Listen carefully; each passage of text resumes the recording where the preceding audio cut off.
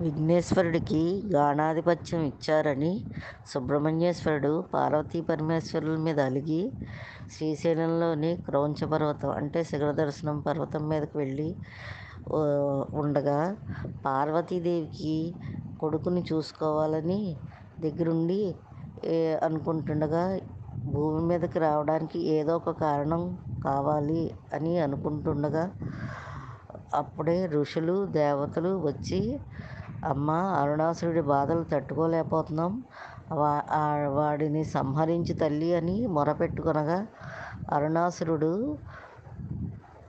వరాలు కోరుకున్నాడట. 6 కాళ్ళ జంతువుతో ఆ, అది అరుపులు జ అది అరుపులు అరుస్తుండగా నా చెవుల్లోంచి రక్తం రావాలి, అప్పుడు నా కంఠం కొరికితే ఆ ఆ జంతువు అప్పుడు నేను చచ్చిపోతానని వరం కోరుకున్నాడట అరుణాసురుడు.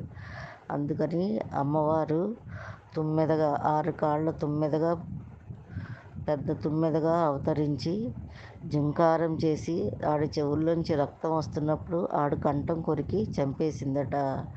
అంత పెద్ద తుమ్మెదగా వచ్చిన ఆ అమ్మవారు ఆ తుమ్మెద రూపంలో శ్రీశైలం కొండ మీద భ్రమరాంబ రూపంలో అలాగా స్వయంభూగా వెలిసిందట.